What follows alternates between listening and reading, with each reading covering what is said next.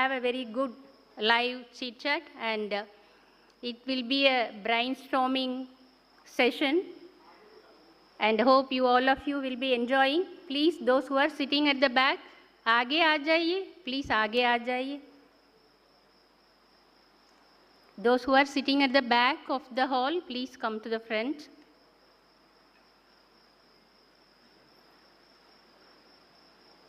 First, I would like to invite our guest on the dais. And today, the keynote address is given by going to invite Dr.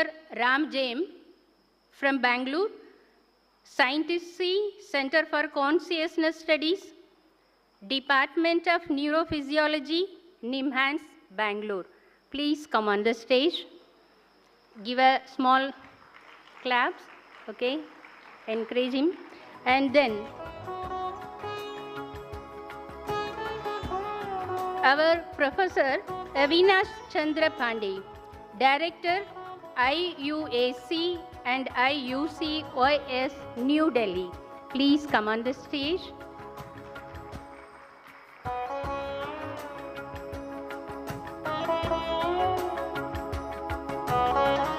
And today's session chief guest, Padma Vibhushan, Dr. Raghunath Mashilkar ji. Please come on the stage. And he is the former DG, CSIR, President GRA, Chairman INIF, Pune. Please come on the stage. And today's session's chairperson, Mr. Parthasarathi Mukherjee ji, Chief Technology Officer, Cyril System India and USA. Please come on the stage.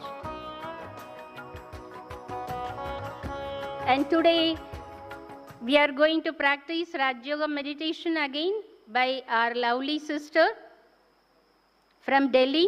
She is a Raj Yoga teacher and local chapter coordinator of SpARC. Please come on the stage, sister.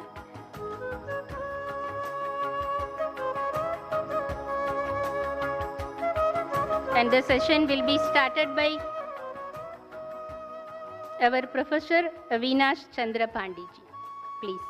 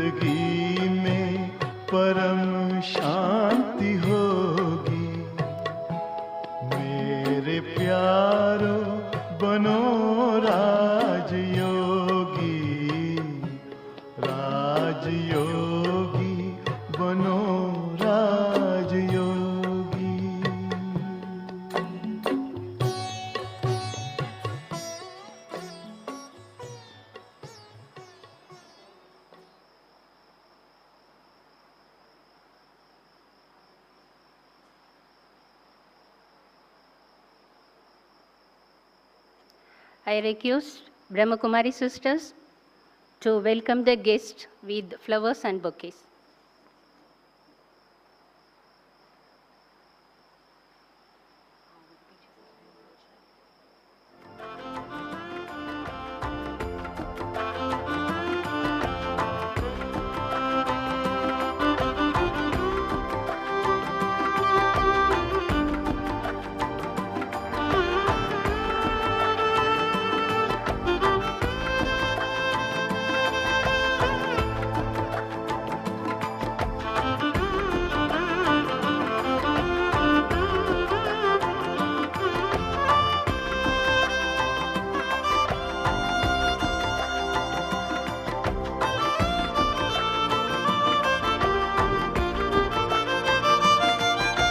Kind request to Dr. Raghunath Mashilkar ji, please come on the stage.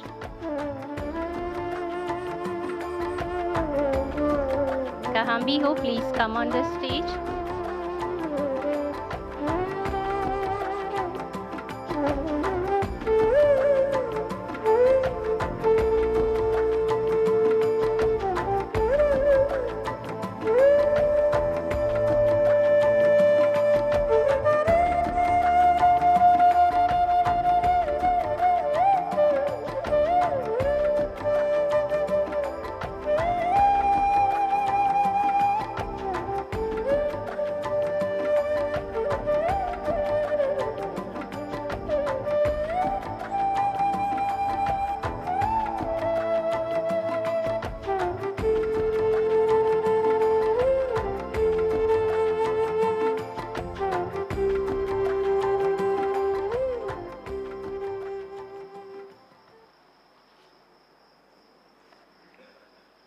I am inviting our divine brother, Professor Avinash Chandra Pandey ji, to deliver his speech in front of all of you.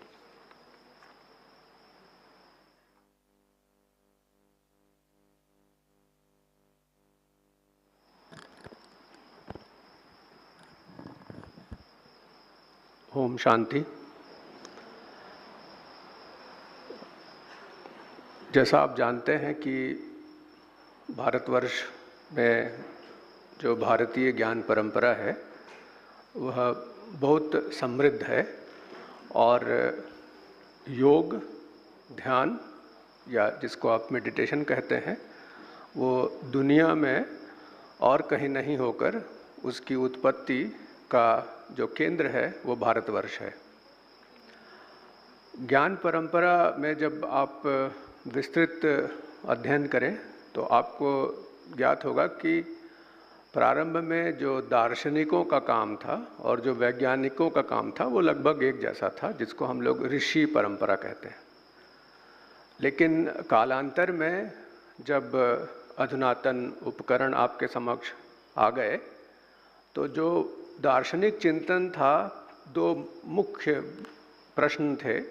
प्रश्न तो अनेक थे, दो मुख्य प्रश्न थे कि शून्य क्या है और अनंत क्या है। अर्थात एक दूसरे संदर्भ में कि बिल्डिंग ब्लॉक जिससे ये मटेरियल बनता है, जो पदार्थ है, उसका सबसे सूक्ष्मतम बिंदु क्या है, और ये जो ब्रह्मांड है अनंत, उसका विस्तार क्या है। इन दोनों को अध्ययन करने के लिए दो नए केंद्र बने। एक जिसको न्यूक्लियर साइंस सेंटर, जहां आज जिसका नाम IUAC है, और दूसरा केंद्र पुणे में inter university centre for astronomy and astrophysics. और आप जानते हैं पुनः कि इन दोनों ही विधाओं में अगर आपको वैज्ञानिक प्रयोग करने हैं तो आपको प्रक्षेपण यान चाहिए, प्रोजेक्टाइल चाहिए। जैसे अभी आपने चंद्रयान 3 पर देखा कि एक प्रोजेक्टाइल एक चंद्रमा की कक्षा में एक उपग्रह स्थापित किया गया और वहाँ से फिर चंद्रमा की सतह पर हम लोग पहुँचे। एक वह प्रक्षेपण यान जो कि स्थूल जगत में आपको दिखता है और वो एक्सप्लोर करता है कि ब्रह्मांड का विस्तार क्या है, हम कितनी दूर तक फैले हैं, कहाँ तक हमारा अंत क्या है, कहाँ से शुरू होता है, कहाँ गैलेक्सीज कौन सी हैं, कैसे उनके, और अभी उस क्रम में और भी कई प्रक्षेपण हो रहे हैं। दूसरा जो सूक्ष्म जगत की तरफ माइक्रोस्कोपिक वर्ल्ड में है वो है कि आप ऐसे प्रक्षेपण यान भेजिए जो कि पदार्थ के अंदर प्रवेश कर सके।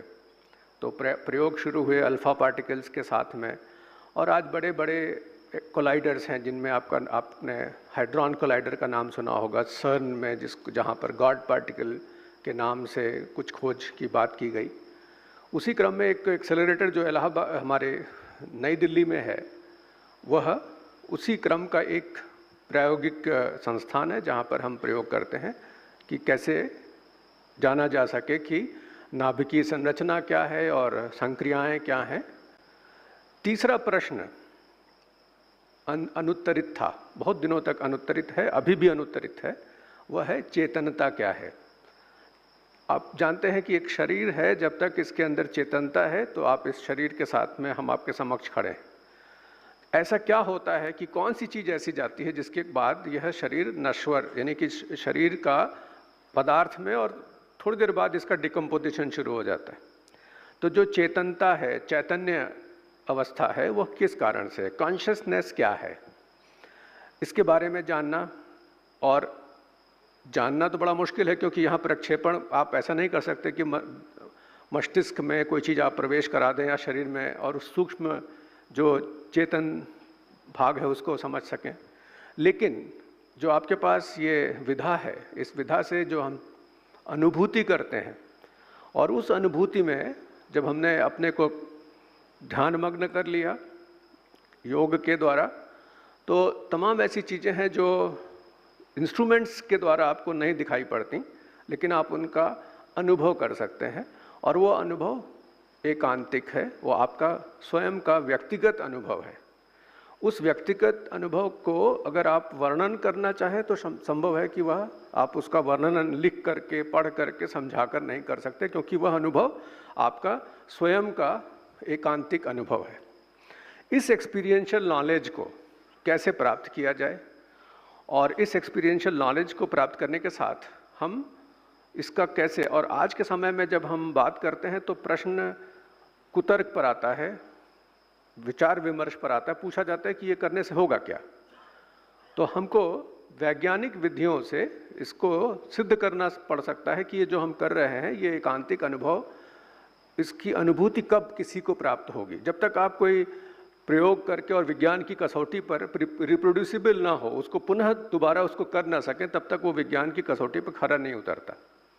इसी को लक्ष्य करते हुए एक तीसरा संस्थान है, तो और भी कई संस्थान, लेकिन उसी कड़ी में इस गूढ़ प्रश्न का उत्तर देने के लिए inter university centre for yogic sciences की स्थापना की गई। और उसका उद्देश्य था कि देश भर में जितने भी प्रैक्टिशनर्स हैं जो योगिक एक्सरसाइजेस करते हैं, वह हम उनके अंदर प्रविष्ट तो नहीं कर सकते, लेकिन उनके लंबे अभ्यास के बाद उनके शरीर में, ऑर्गन्स में, और विशेष करके मस्तिष्क में क्या परिवर्तन होता है, क्या उसको हम रिकॉर्ड कर सकते हैं। इस अभिधारणा के साथ एक ऐसी व्यवस्था देना जिसमें कि देश भर के अनुसंधानकर्ता आकर के जुड़ें और जुड़ करके अपने ज्ञान का विस्तार इस दृष्टिकोण से करें जो कि कॉज एंड इफेक्ट, कार्य कारण सिद्धांत से उसको स्थापित करें, जिससे केवल अपने ही देश में नहीं, इसका लाभ दूसरे देशों के लोग भी उठा सकें। विगत कई वर्षों में जो अनुसंधान हुए हैं उसमें यह प्रामाणिक रूप से सिद्ध हुआ है कि यदि आप लंबे समय तक मेडिटेट करते हैं, योगा का प्रयोग करते हैं, राजयोगा करते हैं, तो आपके हार्डवेयर में परिवर्तन होता है।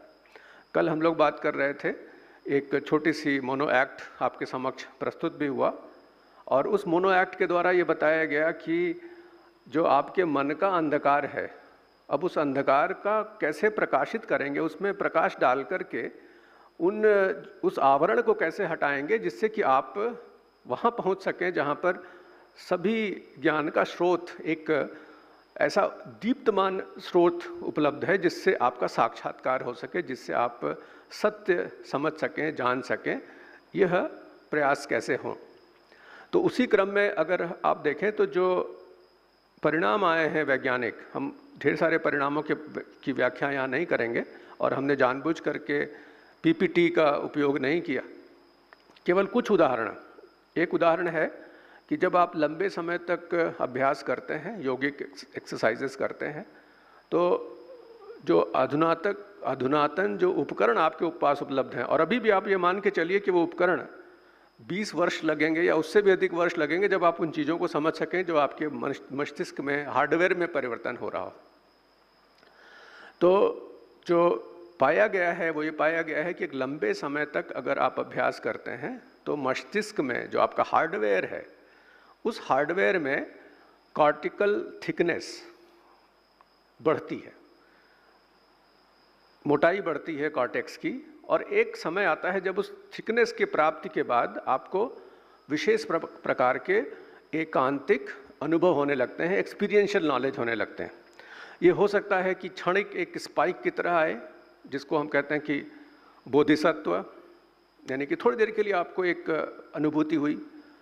आप उस अनुभूति की अवस्था में कितनी देर तक रह सकते हैं, बुद्धत्व की प्राप्ति कर सकते हैं, यानी कि उस देर अवस्था में जो प्लेटियाऊ है वो लंबे समय तक आपके साथ रहे, इसके लिए और आपको अभ्यास करना पड़ेगा। और इसीलिए हमने कल कहा था कि आपका जो शरीर है वो एक प्रयोगशाला है, और ये प्रयोगशाला कहीं और जाके कहीं किसी दूसरी जगह उसका प्रयोग नहीं करना है, बल्कि आपको स्वयं पर प्रयोग करना है, उन विधियों का प्रयोग करना है। और आप ये भी महत्वपूर्ण याद रखिए, महत्वपूर्ण इसलिए है क्योंकि पहले कहा जाता था ना कि जब कोई यज्ञ होता था, लोग अपने इस प्रकार की सिद्धियां प्राप्त करते थे। सिद्धियां का मतलब उस स्टेट को प्राप्त करते थे जब वो बुद्धत्व को प्राप्त कर लें।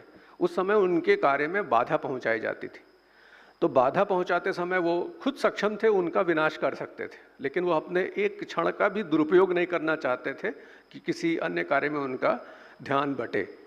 तो अन्य लोग आकर के उनकी मदद करते थे, और एक एक क्षण आप जैसे ही उसमें आप उस विधा के साथ पारंगत होंगे, उसमें आगे बढ़ेंगे, तो आपको लगेगा कि ये जो जीवन है इसका प्रत्येक क्षण कितना अमूल्य है कि उसका सदुपयोग आप किस हद तक कर सकें कि आप उस चरम अवस्था की प्राप्ति कर सकें।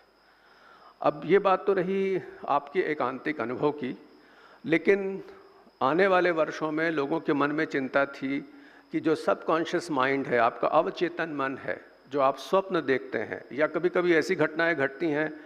कल हमारे बीच में माननीय सदस्य थीं जिन्होंने बताया कि उनको आना पड़ा यहाँ पर, उसी बीच में किसी की चिकित्सकीय उपचार में उनकी बच्ची थी, लेकिन उन्होंने अंदर से सकारात्मक एक प्रण किया कि हमको जाना है। और दोनों बातें ऐसी थी कि दोनों तरफ से सकारात्मकता थी, और जब यहाँ पहुँची तो उनको सूचना मिली कि वो बच्ची स्वस्थ हो रही है पीजीआई में।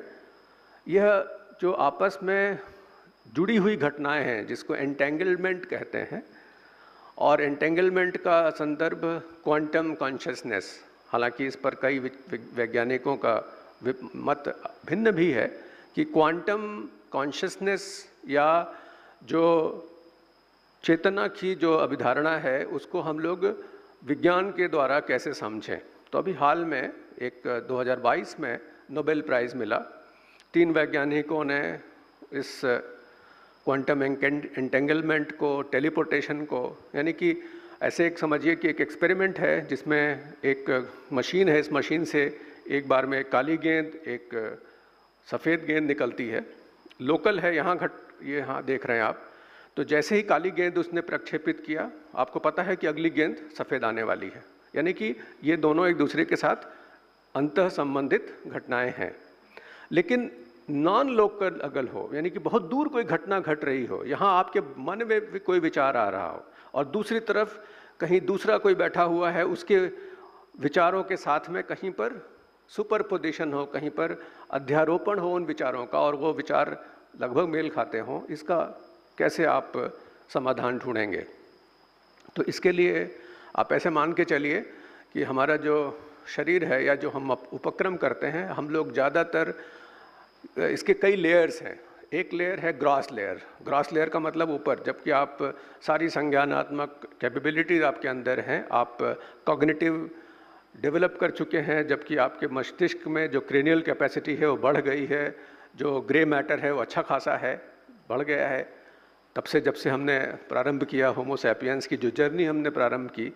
और इसके बावजूद जो विषयों के प्रति हमारी आसक्ति है, विषयों का मतलब निद्रा में खाना पीना और तमाम तरह की बातें हैं, और एक तरह से वो दूसरी बीमारी है कि हम लोग धन एकत्रित करना, फिर एक मकान के बाद दूसरा, दूसरे के बाद चौथा, इसी में लगे रहते हैं। अब इसके बाद दूसरा लेयर है, तब जब आपके पास एकाग्र हो, आप इन चीज़ों से, इन विषयों से आप अपने को मुक्त करें, और जब मुक्त करेंगे तो दूसरे लेयर पर आप आएंगे, और वो लेयर होगा विचारों का। जब विचार आपके मन में आते हैं तो कभी आप विचार किसी के बारे में आप सोचते हैं, वो समानुभूति भी हो सकती है, सहानुभूति भी हो सकती है। मोस्टली सहानुभूति यानी सिंपैथेटिक होते हैं। आप देखते हैं किसी के साथ कोई घटना घट रही है, उसको चोट लगी तो आपको भी लगता है कि कहीं कठिनाई है। तो आपके अंदर जब विचार आते हैं तब तीसरे लेवल पर आप आते हैं कि आप के अंदर एक प्रकार की एक भाव उत्पन्न होता है और कभी कभी आप रोने लगते हैं या हंसने लगते हैं। तो विचार आना और विचार के साथ उसका जो नेक्स्ट लेयर है कि आप उसके साथ में थोड़ी देर के लिए, और दोनों एक साथ नहीं होते। आप ये कह सकते हैं कि हम तो सोच सोच के रोते हैं, सोच सोच के हंसते हैं, लेकिन जब आपके पास विचार आते हैं तब, और विचार आने के बाद जो आपके अंदर मनोवेग उत्पन्न होता है, वो दोनों, ये तीसरा लेयर हो गया। चौथा लेयर और भी डीप है, जिसको हम कहते हैं लाइफ का ऑपरेटिंग सिस्टम। आपने सबने कंप्यूटर, सबके हाथ में मोबाइल है, उसका ओएस होता है, ऑपरेटिंग सिस्टम होता है। तो एनोलॉजी भी हम वही लेते हैं जिससे कि आप आज के कॉमन पैरेलेंस की भाषा चुनें और उससे उसको समझ सकें। ऑपरेटिंग सिस्टम पर जब आप पहुंचेंगे तो ऑपरेटिंग सिस्टम पर जैसे आप पहुंचे, यानी कि उस लेयर तक पहुंचे, और ये अभ्यास के द्वारा, तो जो कल बात हो रही थी कि आपने एक नारियल के उस कवर को उतार दिया, आप उस धवल कर्नेल पर पहुंच गए, और तब आपने उसका अनुभूति इस प्रकार करना शुरू किया कि आप फोर्थ स्टेट जो कि कर्नेल है, जो कि लाइफ ऑपरेटिंग सिस्टम है, वहाँ पहुँचे।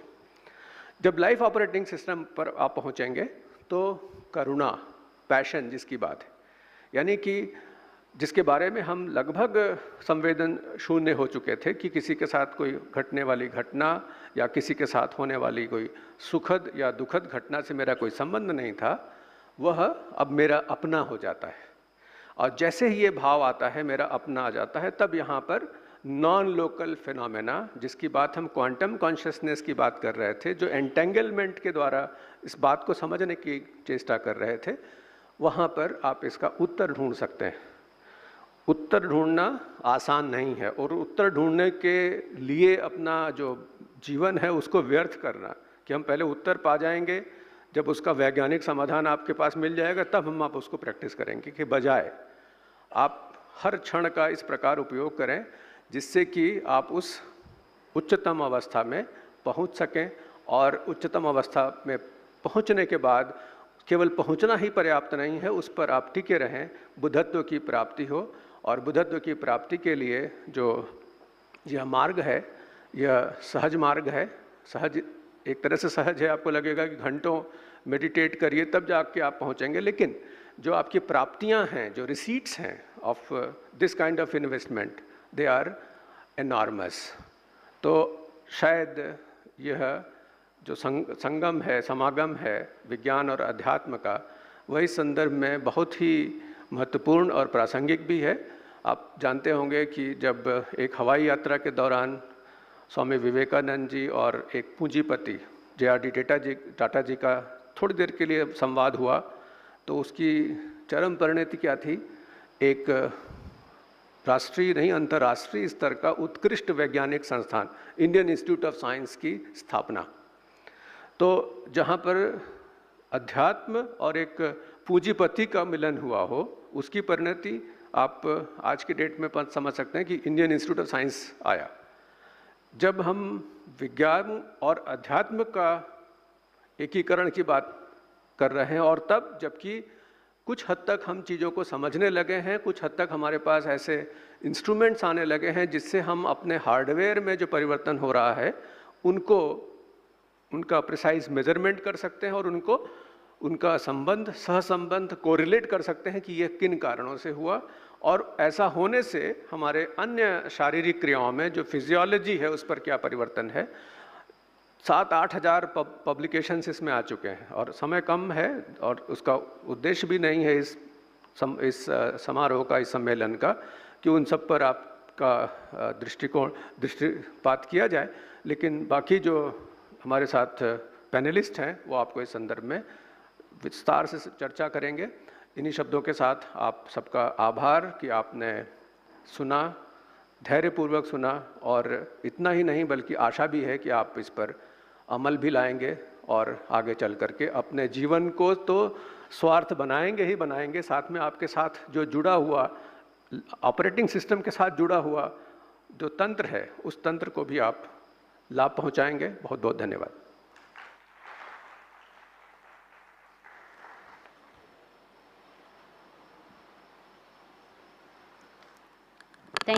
Thank you, Professor Avinash Chandra Pandey ji.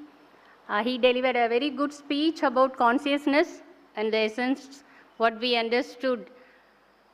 Science can be experimented, but spirituality can be only experienced. Anyway, we are trying to know many things about spirituality here, and I would like to welcome our eminent speaker, Padma Vibhushan Dr. Raghunath A. Mashilkar ji. Please welcome him with flowers and bouquet.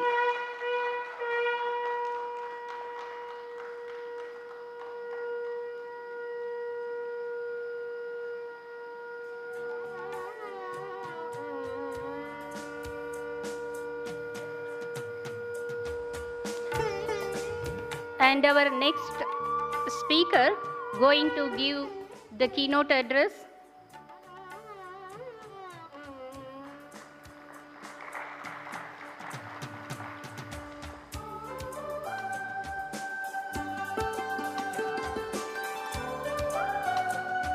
Please give a clap.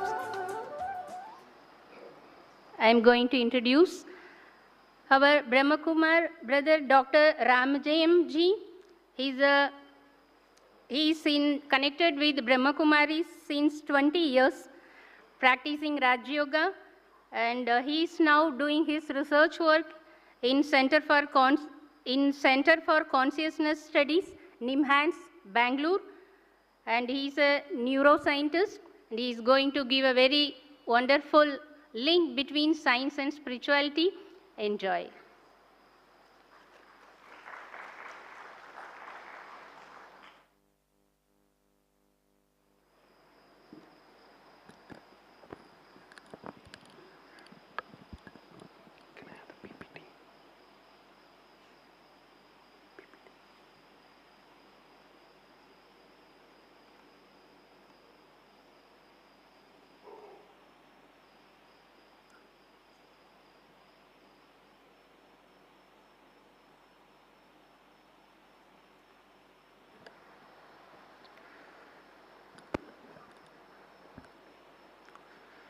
Namaste, Om Shanti, good morning. All of you are tired? I'm not able to hear any sound. Good morning. Thank you. So I'll take another maybe 15 to 20 minutes. So I'll be sharing my experiences related to spiritual reality, missing dimension in research and development.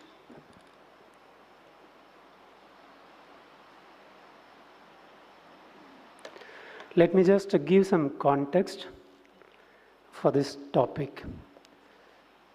So the first instance, the question is, where from the split has come? We are talking about integrating science and spirituality today. When the split has happened? So it's all about 1540s. So during that time in 1500s, there was this Council of Trent, 19th Council of Trent.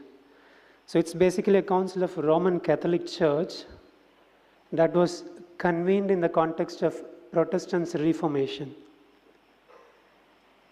There were many deliberations that came out of that council of meeting, but one of the main rule that they have made out of that council of meeting was science needs to be separated from religion. There was some obvious reasons for that. One of the reasons was that was the time when exploration related to matter was growing very faster.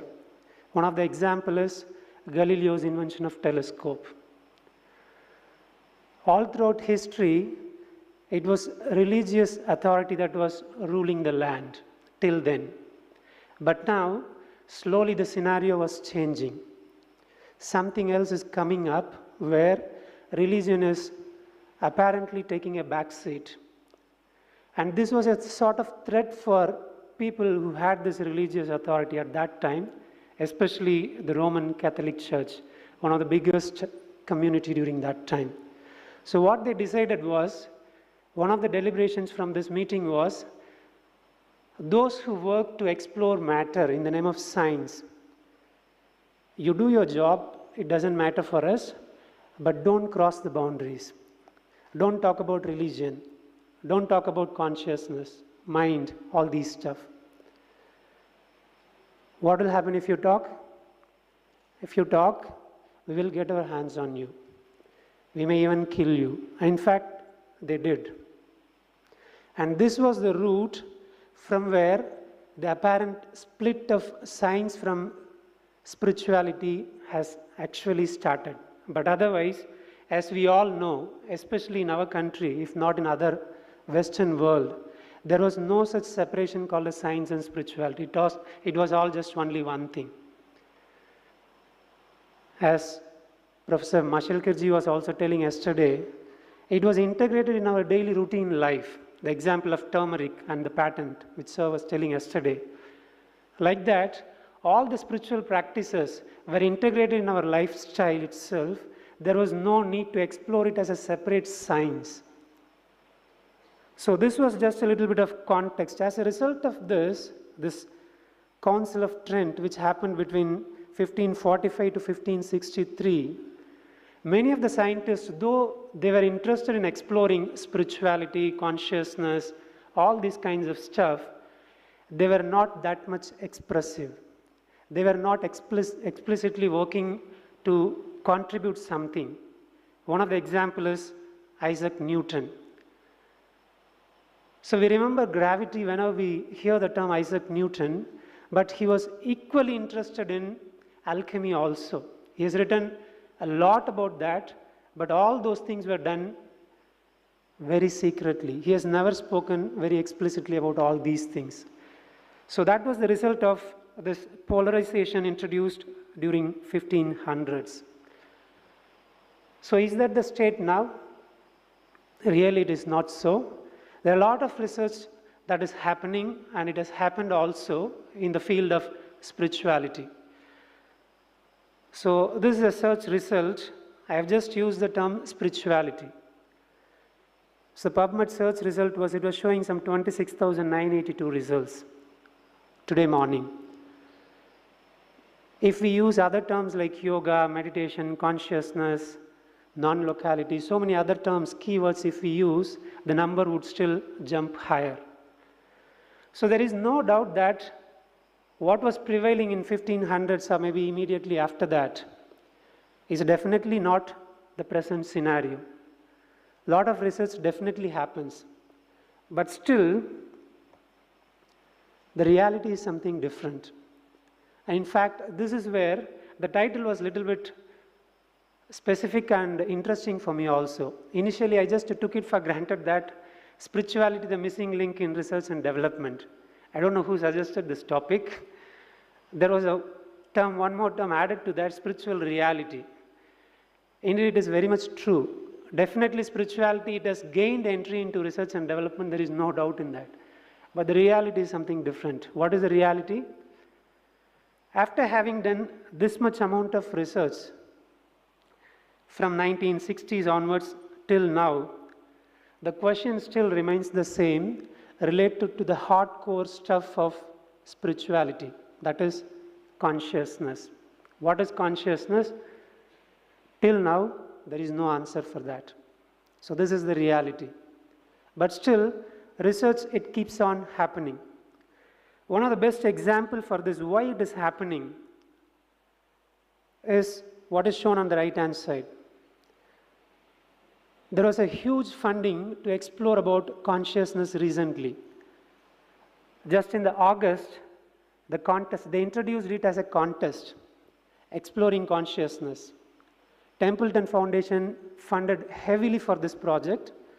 At the end of 5 years research, they called it as adversarial collaboration to explore consciousness. Adversarial means you tell whatever the theory you think is right about consciousness. I will also tell mine. Let's fight. Let's fight systematically and scientifically and prove each other who is right. The result was nobody won the game. Nobody won the contest. Why it was? The answer was very simple. It is just like I want to run towards Delhi I'm physically fit, mentally fit to run to Delhi and reach. But the thing is, unknowingly, for some reason, I'm running towards Kerala or Tamil Nadu. Everything is fine, except the direction. And this is the simplest answer why none of them could actually win the contest. Because all the theories which they proposed to prove or disprove in this contest, all of them were based on brain. But it is very much obvious now, even if some of the hardcore scientists cannot accept this, but still it's the reality. There is something beyond this physical reality, whatever the name you want to give. Be it consciousness, be it Atma, soul, psyche, whatever the name you want to give, there is something. What's the proof for that? There are so many proofs. For example, verifiable past life memories of children, childhood prodigies. There are lots and lots of examples for this. Even though most of these things are like case series, of course we cannot do a randomized control trial for all these things. Even though all of them are case series, but definitely today we cannot deny. Now with the advent of quantum mechanics and related stuff, all the more, most of us are willingly accepting the existence of something beyond physical reality. So the first thing, if you want to really bring the spiritual reality into the field of research and development, is change in perspective. If you do not change the perspective, what is going to happen? You will do your best, 100% effort you would definitely do. But finally, where will you end? You will not reach Delhi, you will reach only Kerala or Tamil Nadu. Otherwise, everything is perfect. So the first thing is change in perspective. When we say change in perspective, it doesn't mean like you ignore the matter and then do something else and become an aloof. It never means like that. It only means you already have high-end technology to explore the matter, just to become a little bit more inclusive and add the non-physical reality as well. So this is what I mean as change in perspective. So the first thing is change in perspective. The second important thing is practice. So when I had shown this much research has happened, of course, without interest in looking into a different perspective, this much amount of research would not have definitely happened. So it means definitely there is a change in perspective, at least among some scientists, if not all. But what is lacking very seriously today is practice. One striking difference between exploring spirituality and exploring matter is you cannot just read and explore spirituality. The only way to explore spirituality is, as the previous speaker also has mentioned, underline that, practice, experience. When we say experience, many of the times people, they say that, they just dismiss saying it's all subjective. It has no sense. But it is really not so, because you cannot explore 100% as it is from a third-person objective perspective about something which is completely non-physical. This is the ground reality. I'll give a practical example why this practice is very, very important. The reason is extremes usually look similar. When I say extremes will look very similar, somebody who is on the road begging, not having anything, if you look at them, they would be completely joyful. They are joyful because they have nothing to lose. On the other hand, people who are enlightened, if you look at them, they are also completely joyful. They are joyful for another reason, because they are completely full. If you just look from a superficial level, it just looks same, but there is a day and night difference between how they are, whatever they are. So that is what this example which I want to give. In 1990s, maybe that was the first time when people, some of the researchers, started experimenting with this BK meditators, long-term meditators. I don't know, some of you would have heard about Dr. Shirley Tellis. So one of the most popular name in yoga research. So they wanted to do some research on Brahma Kumaris meditators, long-term meditators. So they took the teachers and they did the study, all those things. It was an MRI study. To their surprise, what they found was they had two conditions. One is like rest. Rest means you just sit and relax. Don't do anything. Don't do meditation. The other condition was meditation. They just want to see how the meditation is, the meditative mental state is different from just being relaxed. What they found was there was no difference actually. If we just give this result to someone else who is very systematic in doing research, they would just simply dismiss saying there is nothing called as meditation. They are all just bluffing something in the name of meditation. Because anyway, I do not know what is going on in their mind. What I see here, it doesn't say anything. They are just looking similar. But then these researchers, what they did was, they went back and they looked at the self-reports which all the meditators shared with them. And majority of the meditators, the sisters, what they have shared with them was, you are telling that you just sit and relax, but we really find it difficult how to relax. I am already relaxed. Finally, those meditators themselves in one of the talk during COVID time, what they actually expressed was, it was really something challenging for us to interpret the result because we could see those sisters who were very calm and then composed. There is no doubt about that. We have observed them very closely, but the result was showing something different. We couldn't believe that. When they looked at the self-report, then they could understand the whole picture and they just interpreted in the right way, saying they were already in the meditative state, so it doesn't matter whether it is rest or meditation, and that's the reason why it was throughout looking the same. So this is what I mean as practice. If the researcher is not having a first-hand experience of what it is basically, they might be a pakka researcher, there is no doubt about that, but still they might lack some understandings which might be very, very important to know what they have in their hands. A similar kind of thing has happened recently also.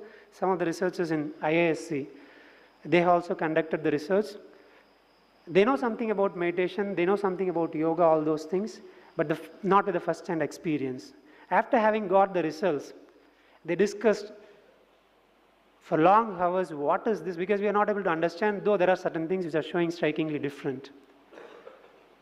So what I'm trying to emphasize here is, apart from change in perspective, the other key important thing that we need to keep in mind, as far as the researchers who are interested to explore spirituality is concerned, is practice. You cannot just read and then start doing the things, which happens very frequently these days, especially in Western countries, to some extent in India also. So it is reflected even in elite research institutions also today. So what I'm showing here is the RDoC criteria, research domain criteria for mental health disorders. To some extent, mental health disorders, exploring them gives lots of insights about understanding meditation. Why? Because it's very difficult to pinpoint where is the problem in brain, even though there are hundreds and hundreds of changes that happens in brain in people with psychiatric disorders. But still they have solid symptoms. And even now currently, the diagnosis is not based on any investigations. It is purely based on the physician's decisions based on symptom list. So this tells the complexity of exploring some mental phenomena, including meditation, of course mental health disorders also. So this RDoC criteria was recently proposed a few years ago by National Institute of Mental Health, which is one of the apex institute in world for mental health disorders related criteria in terms of treatment and also research. So all through these years, people were just talking only in terms of brain, change in networks, genetics, molecules, circuitry changes, all these things. Strikingly, the most important thing which they have added in the recent criteria was self-report. Many a times, the moment when we say self-report, they say that it's all subjective, it has no value.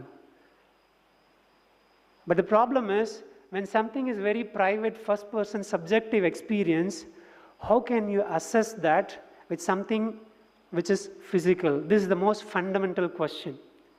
And there is no answer for this. And it is for this criteria of having self-report along with all the other kinds of hard stuffs related to brain or other kinds of molecules were added recently. In fact, it is very well known already from ancient times.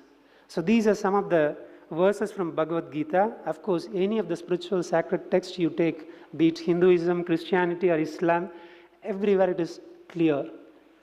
What we are talking about, consciousness, soul, Atma, it's something non-physical. And people who have practiced meditation for years together, they also definitely have the experience. When this is already clear, why are we still struck with the same old pattern, old criteria of the randomized control trials, of course, which are all gold standard for drug development and discovery. There is no doubt about that. But when we talk about experience, it's mainly about self-report and subjective experiences which needs to be included for sure. So in this context, what is required today is a paradigm shift in looking at things in a different way. Let me give an example and then stop here. The example is, if someone wants to say that yes, parachute works and it would save lives, if you think like, no, I first want to do a randomized control trial, one group with parachute and then another group with the dummy parachute and make them fly from above, what is going to happen? Intentionally you are killing people. So that is not the way actually to do. And in fact, we are trying to do that in the name of consciousness and related research. So if we can have this thing in our mind, it's easy for us to change the perspective, because unlearning things what we have already, even though we realize the need for change, the paradigm shift, unlearning things is the most toughest thing to do, and we all struggle with that. So with this, for want of time, I stop here. Thank you.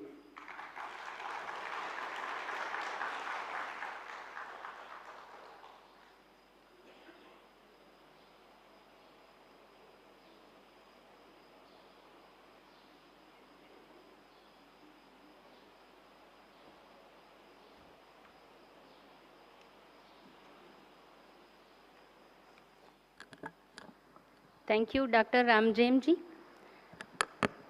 He tried a lot to take us gradually from physical world to subtle world. And of course, every physical aspect is having some subtle aspect at the back. For example, physical clock time and psychological time. In the same way, here we Brahma Kumaris trying to focus you on the subtle aspect of every physical things. Okay? And he quoted very few experiments, medical and scientific experiments, to prove his point. And thank you once again to Dr. Ramjamji. And again, I am going to invite our chief guest, Dr. Raghunath A. Mashilkarji, Padma Vibhushan. Is a former DG, CSIR, President, GRA, Chairman, INIF, Pune. Actually, our BICEF is having very big biodata and so many achievements. But if I start reading all those things, we will miss his important points of his own experience and his point of view. So, having in the mind that we want to hear your speech than your biodata, so please deliver your speech in front of the audience.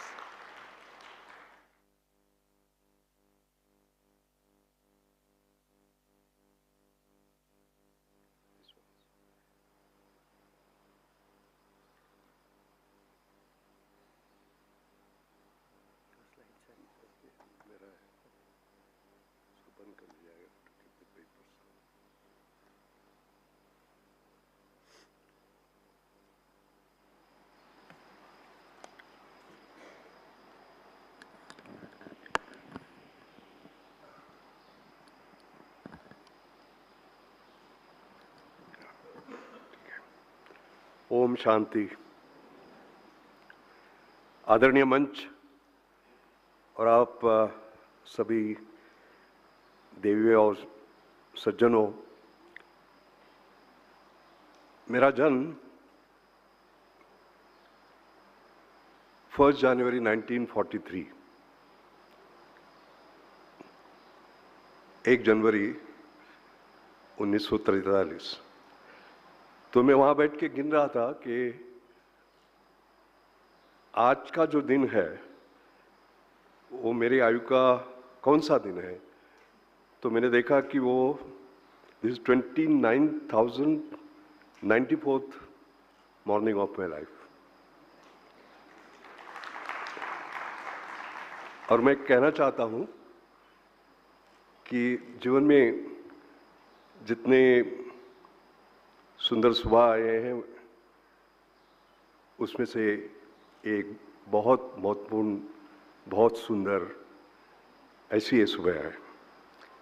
और इसका कारण मैं बताता हूँ कि आज सुबह ही हम लोग कैंपस में जा रहे थे, परम आदरणीय बाबा की समाधि को मैंने नमन किया। और ये जो एक्सपीरियंस था वो मेरे ख्याल में एक स्पिरिचुअल एक्सपीरियंस था, जैसा मैंने पहले कभी नहीं देखा है। तो इसलिए सबसे पहले मैं आप सबका धन्यवाद देना चाहता हूँ, सबको धन्यवाद देना चाहता हूँ। और फिर एक दफ़ा सुनीता दीदी और सुनील भाई, आप 15 बरस लगे आने में यहाँ, लेकिन this is not my last visit. This is my first visit, and there will be visits again and again and again and again, because like I say, we add, keep on adding years to our life. This is a place which adds life to your years. So that's why. The topic that has been given to us, this entire deliberation, is interaction of two profound dreams of exploration, the fusion of science and spirituality. कल ही मैं बात कर रहा था, आप में से कितने महानुभाव यहाँ थे कल, ये मुझे पता नहीं है, तो मैं थोड़ा रिपीट करूँगा। तो मैं कल कह रहा था कि चंद्रयान 3, चंद्रमा का जो साउथ पोल है, दक्षिण पोल, वहाँ कोई भी अब तक नहीं पहुँचा था। और ये बहुत गर्व की बात है। It's a great scientific achievement, and इसको पूरी दुनिया ने सराहा है कि हम लोग वहाँ तक पहुँच गए। भारत ये पहला देश रहा जो वहाँ तक गया। तो मैं पढ़ रहा था कि एस सोमनाथ जो चेयरमैन है इसरो के, उन्होंने ये चंद्रयान लॉन्च होने के पहले और चंद्रयान लॉन्च होने के बाद में क्या किया। चंद्रयान लॉन्च होने के पहले उन्होंने चेंगालम्मा मंदिर में वहाँ गए और जहाँ उन्होंने प्रार्थना की। और जब चंद्रयान 3 मिशन सक्सेसफुल हुआ तो पूर्णिया काऊ भद्रकाली मंदिर जो त्रिवेंद्रम में है वहाँ गए और उन्हें प्रार्थना की, पहले भी और बाद में भी। पहले प्रार्थना इसलिए कि वो सक्सेसफुल हो, और बाद में प्रार्थना ये कि ये सक्सेसफुल हुआ, उनके आशीर्वचन। तो ये जो एक बहुत चर्चित विषय बन गया। और जब उनका इंटरव्यू लिया तो उन्होंने क्या कहा वो मैं पढ़ना चाहता हूँ, क्योंकि आज की जो हमारी थीम है integration of science and spirituality, इससे वो बहुत मतलब लगता है। तो उन्होंने कहा, and I will quote him exactly, I am an explorer, I explore moon, I explore inner space. It is part of my journey to explore both science and spirituality. Chairman of ISRO is saying this. I try to find the meaning of our existence and our journey in this cosmos. we have to explore the inner space as well as the outer space. I do science for the outer, and for the inner, I come to temples. As simple as that. We cannot begin this conversation on integration of science and spirituality with a better example. All right? This is real life. This is not textbook. All right? ये अभी हुआ है. मेरे बारे में भी यही सही है. 2 दिन के बाद मैं 19 सितंबर को हमारे घर में गणेश चतुर्थी का उत्सव है. 5 दिन चलता है और वो बचपन से शुरू है और मेरे जाने के बाद भी मेरे बच्चे करेंगे और पीढ़ियों तक ये परंपरा चलती आएगी, चलती रहेगी. तो मैं वैज्ञानिक हूँ, श्रद्धा है लेकिन अंधश्रद्धा नहीं है. ये बहुत महत्वपूर्ण बात है. साइंस एंड स्पिरिचुअलिटी में बहुत कुछ सदियों से लिखा गया. आपने अभी दिखाया कि number of papers are growing exponentially, है ना? तो उसके बाद बहुत लिखा गया है. किताबों भी बहुत है, रिसर्च जर्नल्स में भी बहुत है.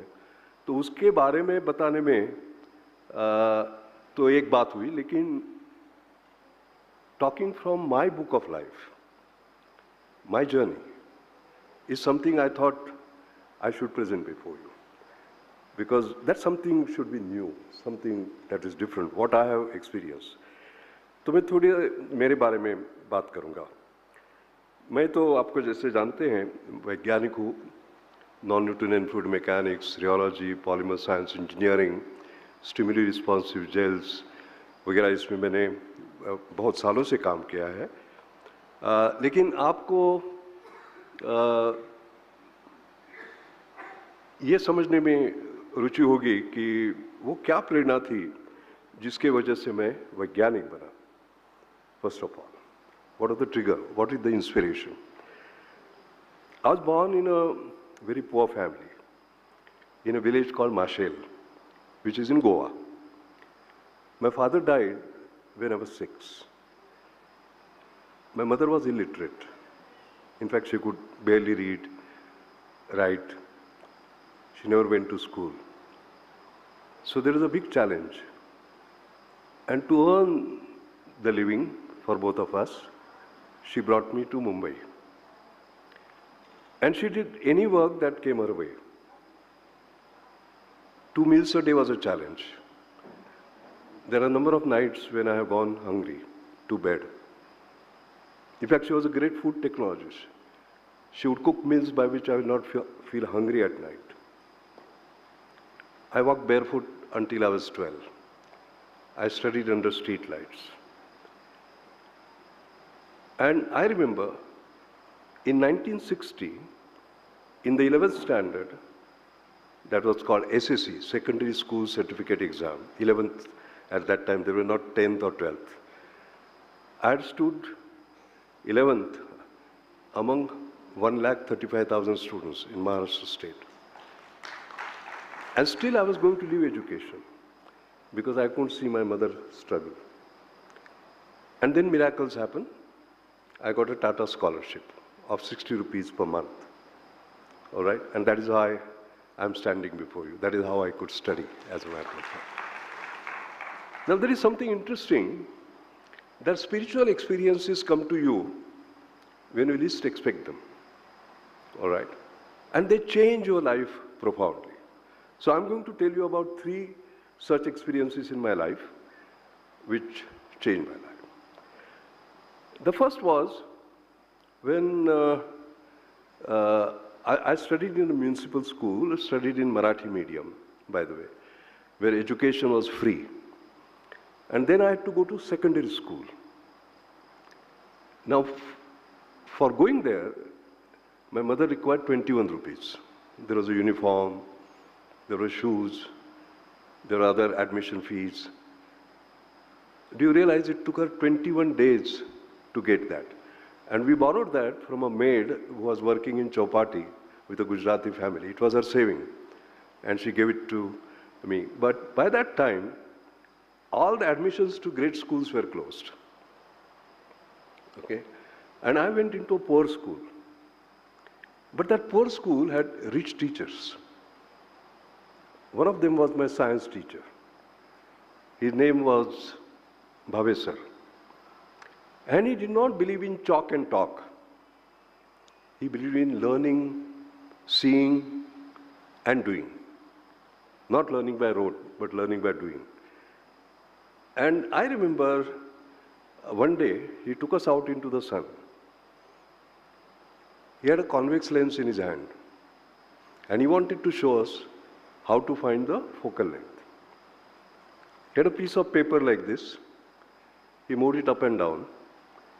And when the brightest spot came, for some reason he turned to me and said like this. When the brightest spot came, the paper started burning. And he turned to me for some reason and said like this, if you focus all your energies, you can achieve anything in the world. To me, that was an aha moment. I discovered something new. I said, science is so powerful, I must become a scientist. But at the same time, focus and you can achieve anything. And therefore, I have developed this particular ability to focus, no matter what noise is, where I am, etc. I can concentrate very heavily. And you all know the power of focus and the relationship between spirituality and the focus.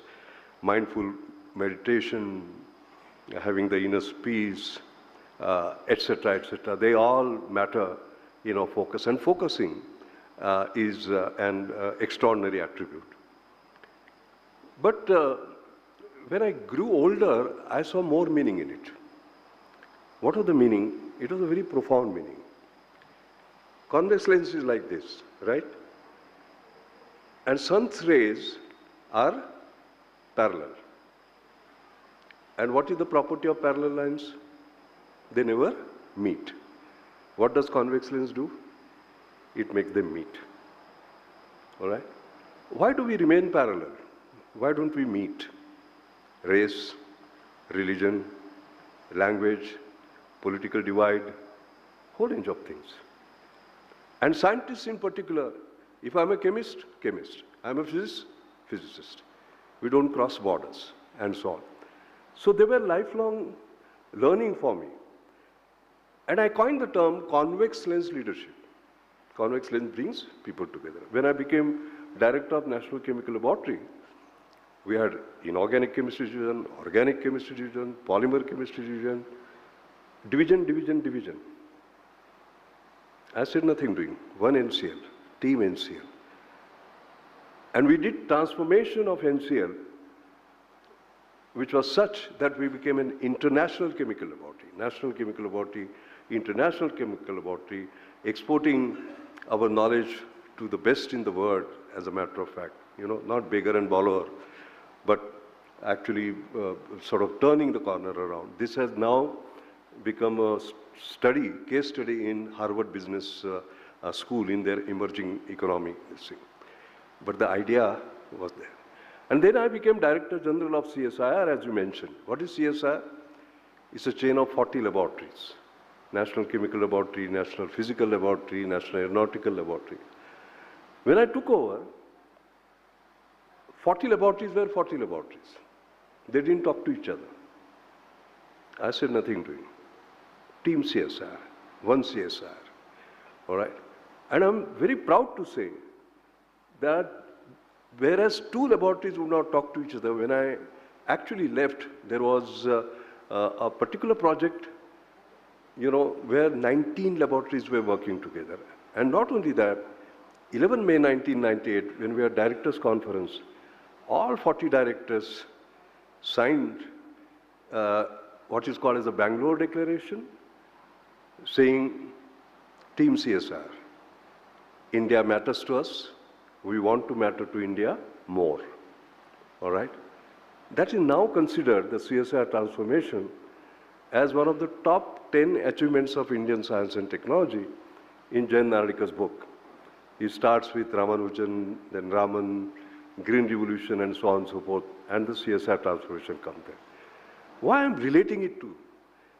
this simple experiment that my teacher had done on focus, on getting sort of people together. And if you look at the whole world today, what we require is a convex lens leadership. And that's why I'm very happy about the G20. I'm very happy about the way our Honorable Prime Minister had led the G20 declarations in terms of getting all together, etc., because that is an essential part of our survival and success. So this one experiment, actually, as I said, was a spiritual experience for me, because when you have a spiritual experience, you get enlightenment and you see sort of a new world. The second one, I'll come to this turmeric. I mentioned about that yesterday, but for those who are not present, I'll repeat it. As you know, use of turmeric for wound healing has been known for centuries. My grandmother knew it, my grandmother's grandmother knew it, and so on. One day I was reading a newspaper, Times of India, and in the morning I saw that the wound healing properties of turmeric were patented by some United States researchers. I said, my God, this was old knowledge, how can you have a patent on that? Because patent is given when there is a novelty, when there is a non-obviousness, when there is a utility. How can something that is known in India for centuries be novel? So in the morning I read that, and in the evening I decided to challenge it. I was giving Hussain Zahir Memorial Lecture in National Physical Laboratory. Now, I was doing something I should not be doing, because I was Director General of CSIR on one hand, but also Secretary to Government of India. Director General of CSIR had all the freedom in the world. Secretary to Government of India, all that freedom was gone, because unless I take permission from Minister, I can't do anything. But I always thought from here, wrong is wrong, principle is principle. And I just announced it. I said, jo hona hai hona. And the country, of course, sort of backed me up. And we won it after 14 months of battle. And it had a great significance. Because later on, I became the chairman of the World Intellectual Property Organization, 176 nations, and where I challenged them.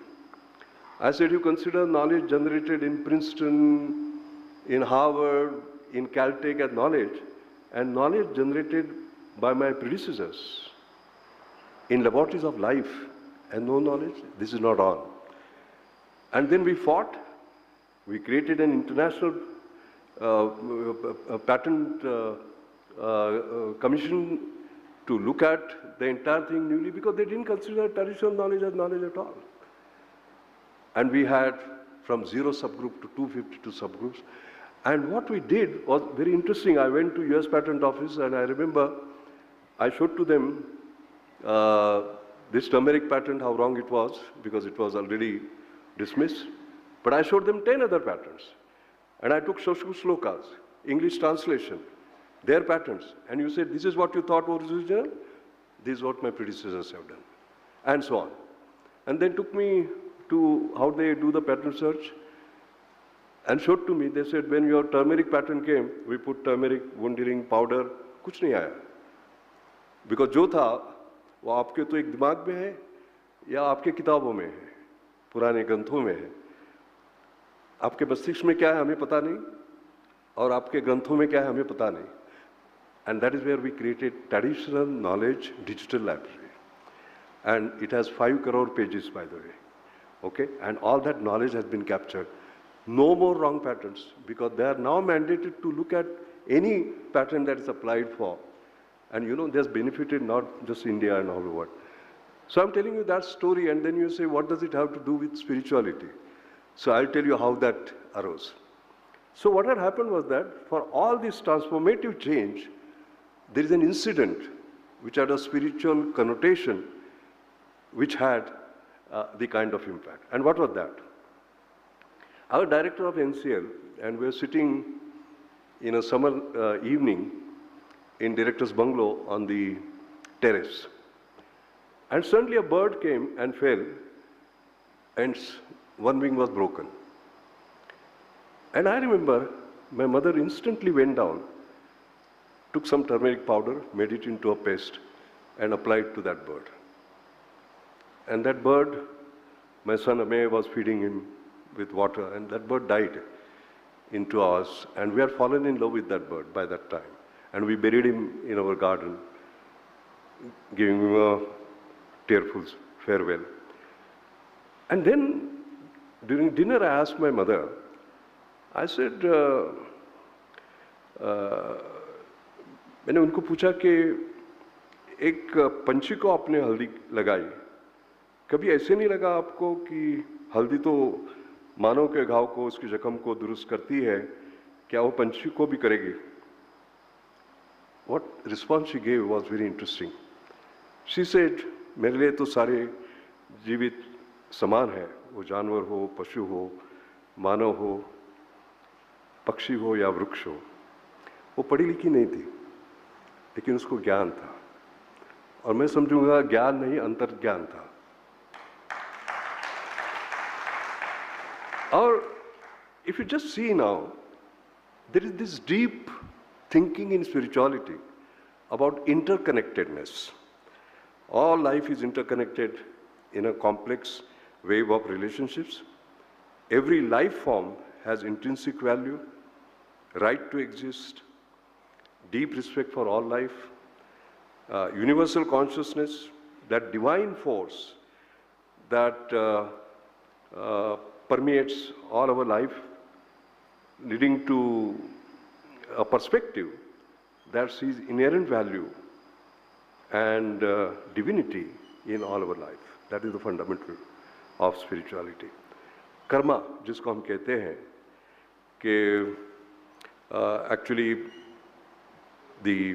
one's actions have consequences influencing individuals' future experiences, etc., etc. So there was this depth of spiritual thinking, but that came out in that one incident. Sometimes I wonder, had I not gone through that experience, would I have challenged that pattern? And would the history would have been created where traditional knowledge of the entire world got recognized? I don't think I would have. I would have read the paper, oh, how foolish they are, and just left it, isn't it? But that didn't happen.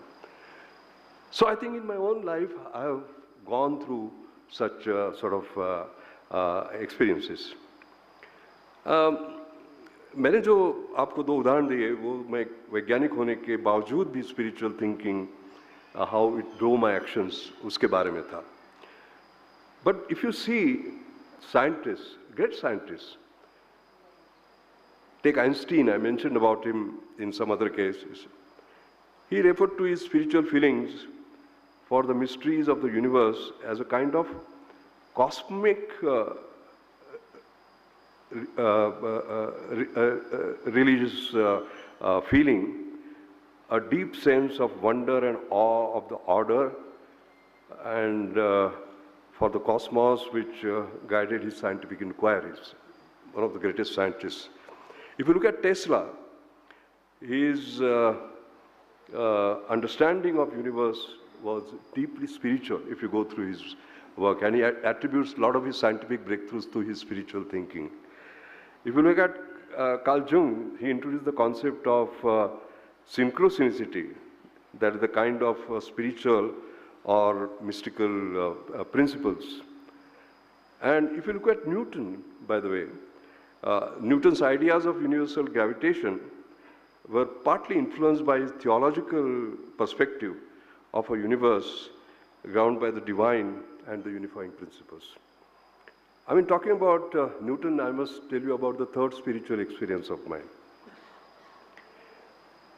You know, the highest science prize one can get is Nobel Prize. I'm an engineering scientist, so I don't get, we are not qualified for getting Nobel Prizes. They are for pure sciences, like chemistry, physics, and so on. So the highest is what is called as Fellowship of Royal Society, FRS. Royal Society, the oldest society, 363 years. And in 363 years, there are only 3 engineering scientists who have become Fellows of Royal Society from India. One was Professor Rodam Narasimha, aeronautical engineer. He's no more. So there are only two living ones. One is Professor M.M. Sharma, my guru, and second is myself. Only two in last 360 years. But the interesting thing about this is that when you become fellow of Royal Society, you sign in the same book that Newton signs. And therefore, and it is done, by the way, that signing is done in the same way that Newton did. There's an ink pot, there is an ink, and you dip your pen and then sign. And in fact, we are made to practice because you can't take the ink twice. So once you have to take enough to finish your signature. All right? And if you take too much, then you spoil. They show you a page which has been spoiled. Don't do like this. In fact, along with, there was a Nobel Prize winner who said it was easier to get the Nobel Prize than to practice that signature with an ink and so on and so forth. So signing that, I can tell you, was a spiritual moment in my life. You know, I sort of say that having looked at all these spiritual experiences and what it meant, I want to move on to my last topic, which is what can spirituality do for the world? It is not what we can do for spirituality. What is it that spirituality can do for the world? Like I said yesterday, the 3 Ds, digitalization, decentralization, decarbonization, are going to be critical. हम climate change की बात कर रहे हैं ना? Can climate change and spirituality go together? और तो हमने अभी solar energy आएगी, wind energy आएगी, green hydrogen आएगा. That is what we are looking at. We are all looking at technological fixes, isn't it? I myself am looking at that. Reliance is going to put $50 billion, and I'm the chairman of their New Energy Council. And we are looking at 100 gigawatt world's largest solar plant, you know, with 2 lakh square kilometers, etc., etc., etc. But fundamentally, to my mind, it is not the science, but the behavioral science that is going to matter as far as climate change is concerned. And within that comes spirituality. For example, the respect and reverence for nature, advocating harmonious living with nature is fundamental in preventing climate change. Let us understand that. Spiritual principles of environmental stewardness are important. Alignment of karmic principles of responsible living are important. We keep on talking about sustainable development. We have to talk about sustainable consumption. You know, using less resources. In fact, I remember I had coined the term Gandhian engineering, all right, which became quite popular. And what is Gandhian engineering? Mahatma Gandhi had said there is enough for everyone's need, but not for everyone's greed. That means use our exhaustible resources carefully, less and less, so that you can get more and more. That is getting more from less. And he had also said that the fruits of science must reach the poorest of the poor. That means for more and more and more and more people. Not only the current generation, the future generation. That became more from less for more. There is a spirituality in more from less for more. All right? Bahujan Sukhaya, like we sort of basically say. In fact, C.K. Prahlad and I wrote a paper in Harvard Business Review on innovation's holy grail, getting more from less for more. How businesses can do well by doing good. Doing good itself can be sort of a business, and that has become the best sort of top 10 must-read sort of papers. So I think for a challenge like climate change, you can quite clearly see how spirituality, the essence of spirituality is going to be very critical. Also, we live in a VUCA world, volatile, uncertain, complex, and ambiguous. We have COVID, then we have conflict, and we have climate, 3 Cs. And there I feel that resilience is going to be most important. And therefore, fostering emotional resilience, promoting community connection, compassionate approach. Even in COVID, when people got isolated, it was the spiritual bondings that actually made the humanity survive. I think spiritual practices such as meditation, mindfulness, provide individuals with inner strength, emotional balance, sense of purpose. They teach us to accept failure as a natural part of the journey. मैं हमेशा कहता हूँ बच्चों को, fail, F-A-I-L, first attempt in learning. All right? Your best guru is your last mistake, as long as you learn from it. And a spiritual mindset actually gives you that ability to bear failure. Why did Chandrayaan-3 succeed? Because Chandrayaan-2 failed. And from Chandrayaan-2 failure, they learned everything. That became their guru. And that's how they actually became successful. So, by bringing together science and spirituality, we can foster a holistic approach of well-being, where individuals are not just physically healthy, but mentally, emotionally, and spiritually fulfilled. I like to end, because I have been given 20 minutes, I'm sort of close to that. I would say that getting science and spirituality together presents a well-rounded approach that leverages strengths of both rational inquiry and spiritual wisdom to enhance human well-being in a comprehensive manner. और मैं कल India और भारत की बात कर रहा था. भारत कैसा होने चाहिए? I am dreaming Bharat at 100, by the way. Not just India at 100, but Bharat at 100. And I would say it should be Santulit, Susanskrit, Suvidya, Sushasit, Swasth, Surakshit, Swanandi. And Swanandi is peace within and peace outside. You know? And therefore, I also believe that peace within and peace outside cannot come unless you bring science and spirituality together. We talk about the spiritual university. I think everyone should be a graduate of the spiritual university before he becomes a graduate in the outside world. And there is something wonderful when you come in. We talk about a better world.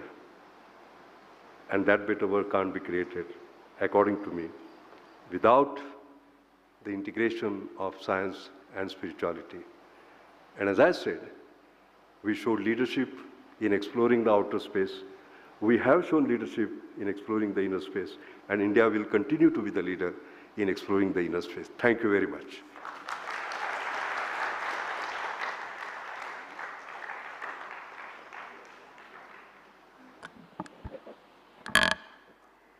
Thank you. Thank you so much, Dr. Raghunathji.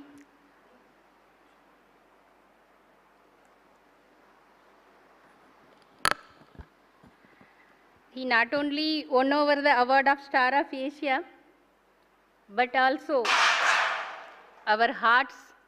He won our hearts through his valuable speech. And I hope you all enjoyed a lot, even in yesterday's inaugural session. And I feel personally proud to hear from the awardee of Padma Shri, Padma Bhushan, Padma Vibhushan, and many international awards. And we are inviting you again and again to Sir Conference to hear your valuable words. It's our humble request. And our next speaker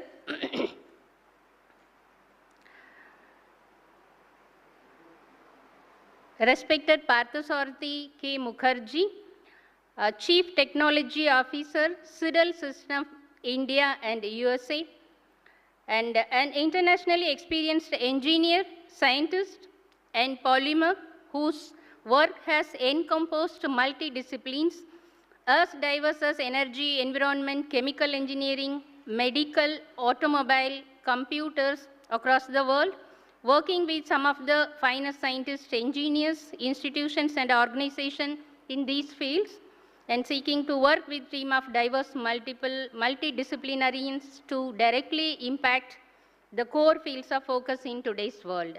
I'm once again inviting respected Parthasarathi Mukherjee to deliver his speech.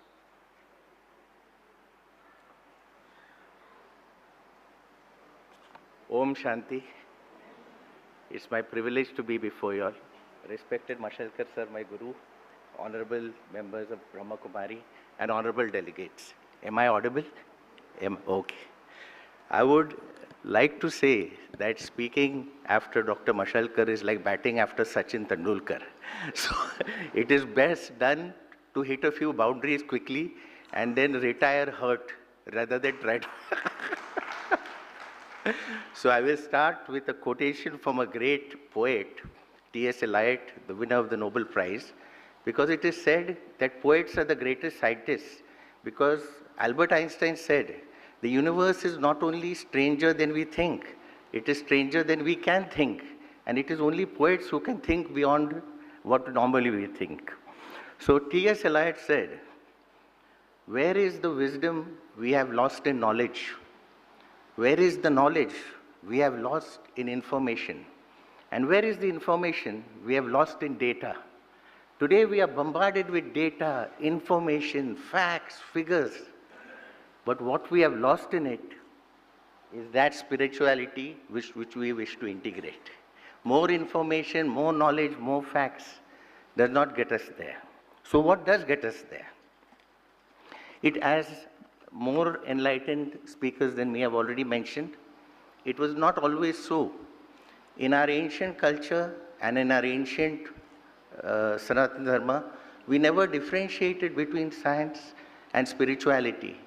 In every text which was written, mathematics, astronomy, metallurgy, medicine, it always invoked spirituality. There was no distinction between them. So when did this distinction start coming? As Dr. from Nemans mentioned, it was something in the West which they tom-tommed as the age of reason, that by logic and reason alone, we will find all the answers to the mysteries of the universe. Well, this fallacy was very easily disproved. It is said mathematics is the science most based on logic and reason. Well, one of the greatest mathematicians who walked the earth, our own Ramanujan, who is known as the man who saw infinity. They made a movie about him, the man who saw infinity. When he was asked, how did he get his insights into his axioms and theorems, he said, my family deity gives it to me when I meditate. So where did your reason and logic go? The same has happened innumerable times throughout history. So spirituality and science are the same because both seek the answers to the essence of the universe. Quantum physics was mentioned quite often.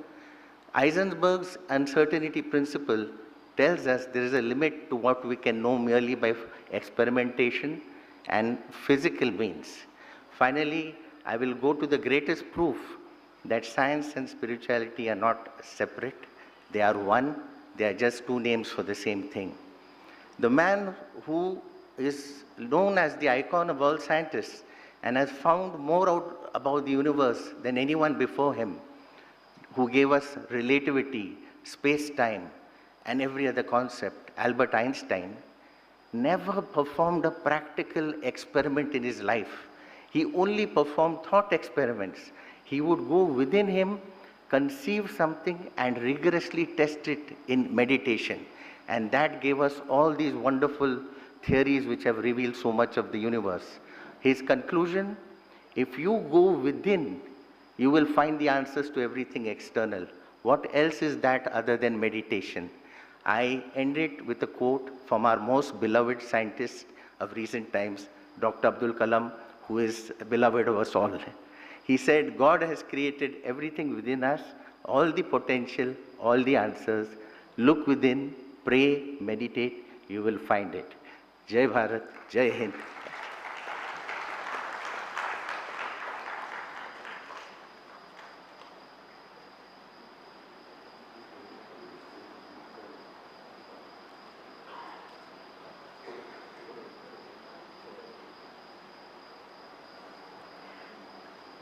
Thank you, Parthasarathi ji. Very shortly he finished. And now we are going to do an inner journey by commentary going to given by our lovely sister. Her name itself lovely and her commentary also make us to experience love with God. And I am inviting Rajyogini, senior Rajyoga sister, Lovely Ben, or she's from Delhi and she is practicing Rajyoga since 28 years. Please come and take us to the world of God.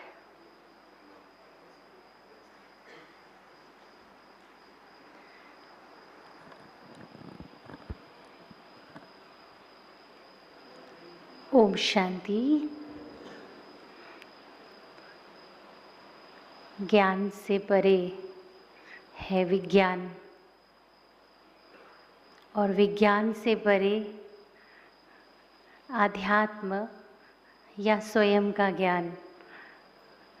तो चलिए आज हम उस कहानी को याद करते हुए चलते हैं जिसमें राजा जनक ने एक महल घूमने के लिए किसी को कहा कि आपको अगर स्वयं को जानना है, आध्यात्म को पहचानना है, तो महल, अपने सपनों का महल, आइए हम भी आज अपने सपनों के महल में अपने आप को देखेंगे, अपने आप को बहुत सुंदर रचना रचेंगे अपनी, परंतु अपने साथ ले चलेंगे एक जगता हुआ दिया।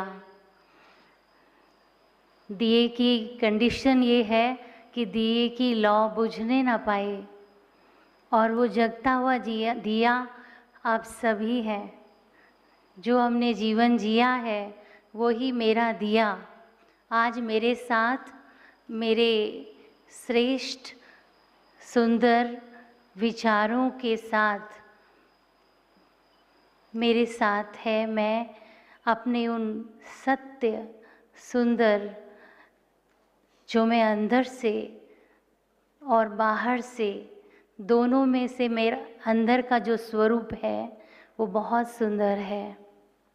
वो मेरा जागता हुआ, जगता हुआ चैतन्य दिया अनुभव करेंगे कि ये मेरे साथ, मैं शांत और सत्य चमक लिए हुए इस कॉन्शियसनेस के साथ एक महल में प्रवेश कर रहा हूँ, जहाँ मेरे कदम पड़ते जा रहे हैं और मेरे विचार साकार होते जा रहे हैं। मेरी एक सुंदर कृति जो मैं भीतर से हूँ, जो मैं बनना चाहता हूँ, जो मैं पाना चाहता हूँ, मैं वो स्वयं को देख रहा हूँ।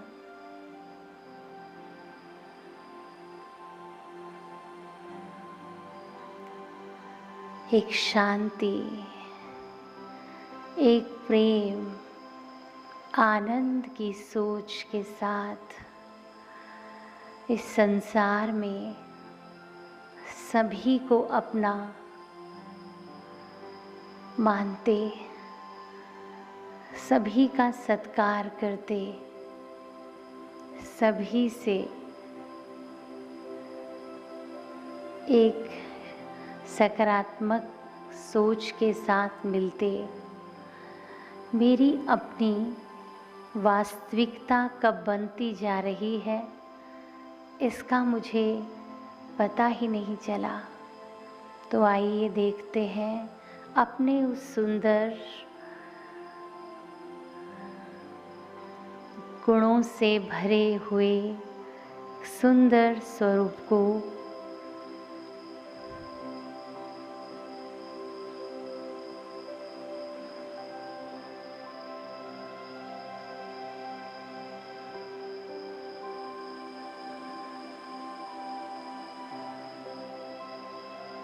जहाँ मेरा ही ये स्वरूप राज सिंहासन पर विराजमान है, अपने आत्म स्थिति के दिए से हम देख पा रहे हैं, हम सुशासित हैं,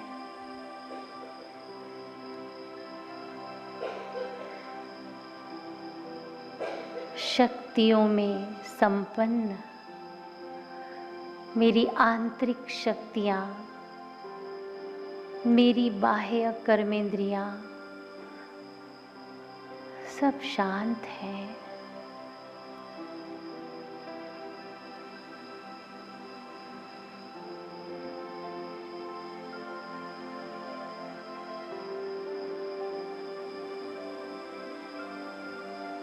हमारे साथ हमारी सुप्रीम पावर की जो पावर्स है वो भी हम अनुभव कर रहे हैं।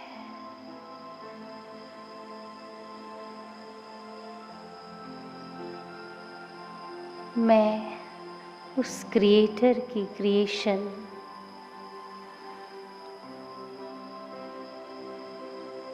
उसको याद करते हुए और अपने आप को समझ पा रहा हूँ। वह जगत नियंता, वो लिबरेटर, वो सुप्रीम फादर, जो उनके गुण मुझे अनुभव हो रहे हैं।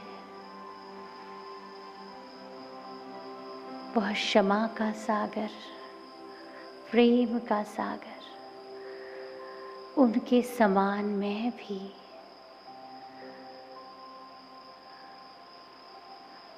सबको क्षमा कर, सबकी बातों को भूल कर अपने आप को जहाँ तक होगा उस क्रिएटर के जैसा बना कर के चलना है।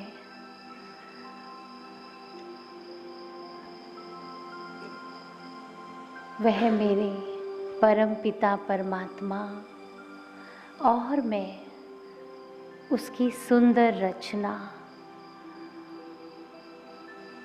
उसके गुणों और शक्तियों को स्वयं में बटोरते, अनुभव करते, संसार में उसकी रचना को देखकर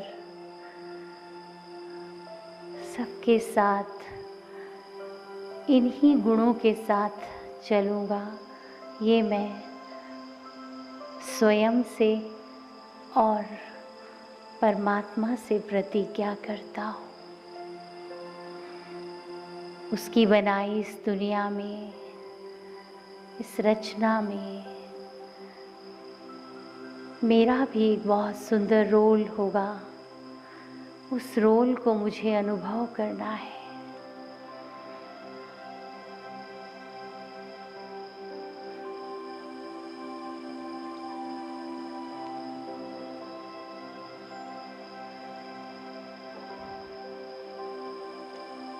ओम शांति, ओम शांति।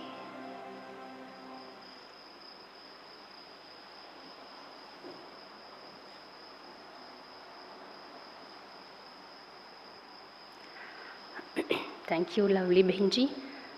और अभी हम लोग गेस्ट को मोमेंटे से ऑनर करेंगे। I am inviting sisters to bring the memento.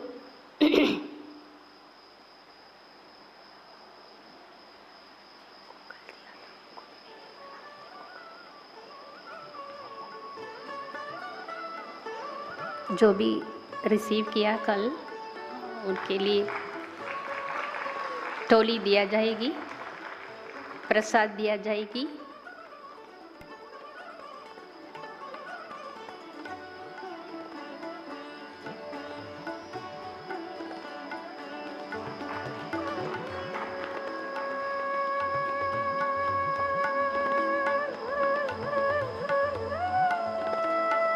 A kind announcement, आप सबके लिए टी और स्नैक्स बाहर रखा हुआ है in front of the hall near the lift. Please स्वीकार करिए और अंदर लेके नहीं आना है, बाहर ही अपना चाय और टोली स्वीकार करिए।